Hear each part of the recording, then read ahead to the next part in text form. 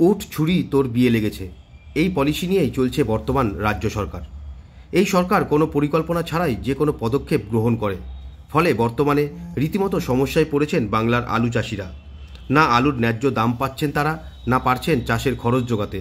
ফলে এই পরিস্থিতিতে এক কথায় দিশেহারা হয়ে পড়েছেন বিশেষ করে আলু চাষিরা। এর কারণ কোনো বিষয়ে কোনো সুষ্ঠু পরিকল্পনা নেই রাজ্য সরকারের।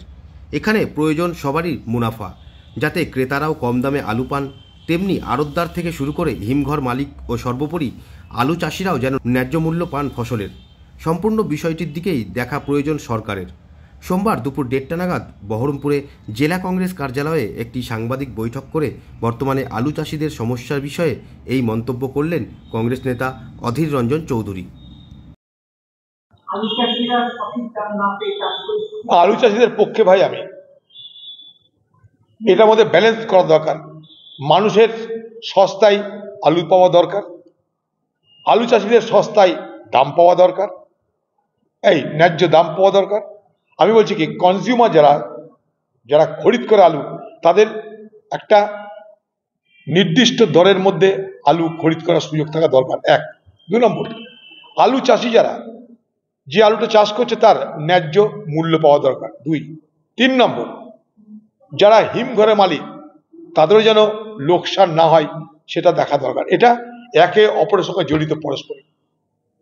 পশ্চিমবঙ্গ সরকারের কোনো পলিসি নেই, পলিসি কিছু নেই।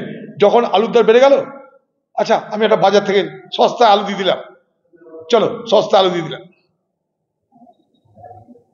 আমি যখন বাইরের রাজ্যে আলু আমার বিক্রি করার সুযোগ আছে, তখন আমি সেই বাইরের রাজ্যে আলু যাওয়া বন্ধ করে দিলাম। অথচ আমার রাজ্যে সারপ্লাস আলু, উদ্বৃত্ত আলু। অর্থাৎ সরকারের অ্যাকশনগুলো কিরকম জানেন? অ্যাডহক, যখন যখন নি-জার্ক রিয়াকশন বলে এগুলোকে।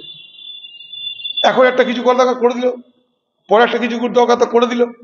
কিন্তু একটা স্থায়ী যে পলিসি আলুর উপরে দাঁড়িয়ে, আলুর ক্রেতা, আলুর উৎপাদক, আলুর বিক্রেতা, আলুর সংরক্ষণ, এই 4টে বিষয় নিয়ে একটা যে পলিসি হওয়া দরকার, সুস্থ পরিকল্পনা এ রাজ্যে তা কোনোদিন করা হয় না। ফলে একটা গান শুনতাম না আগে, উঠ ছুরি তোর বিয়ে লেগেছে, এখানে তাই হয়।